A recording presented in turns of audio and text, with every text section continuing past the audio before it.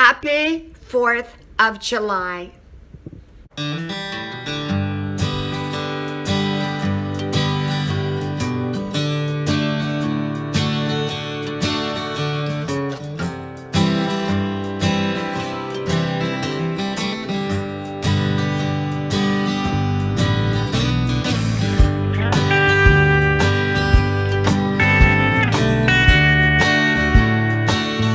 Happy 4th of July. Hello, y'all. I'm Diana Brienne. Well, I don't know about y'all, but we are staying home for 4th of July as a family. We're all going to gather here tonight and we'll listen to the fireworks. I don't think we'll be able to see them from our backyard, but we love hearing and listening to them. Last night, we could hear a lot of fireworks going off, and it was such a beautiful sound. I really, really enjoyed it.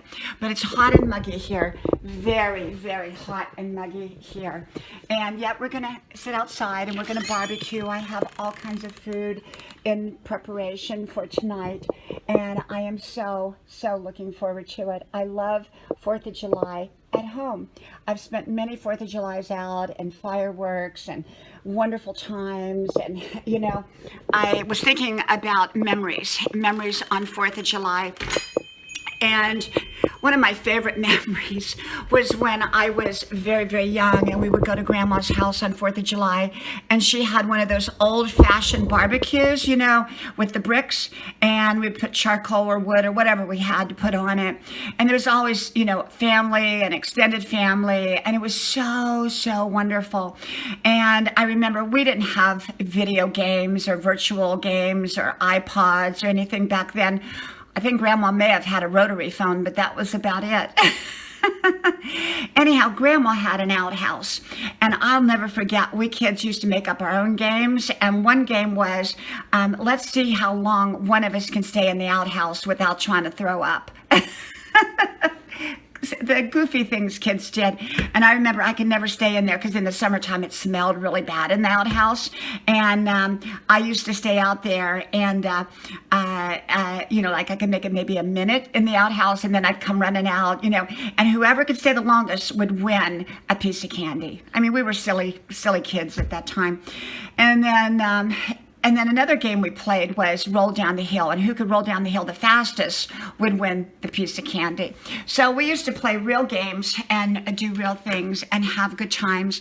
Lots of wonderful food. Family would gather. Extended family would usually come later in the day after the family had their food.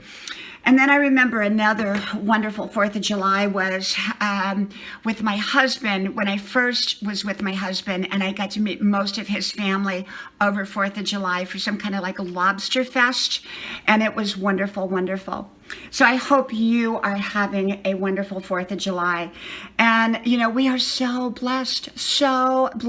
Sometimes it's easy to become complacent with our blessings, and sometimes even disregard our blessings. And I never do that. I am so grateful for everything our country has provided us for, and all of those men and women that have served our country in the past, in the present, and hopefully in the future.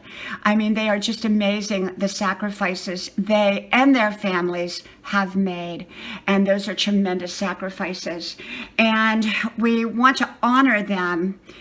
I want to honor them in just knowing and thanking them so much for what they have done and the sacrifices that they have made. I am so proud to be here. And this is the most important year ever that you can vote.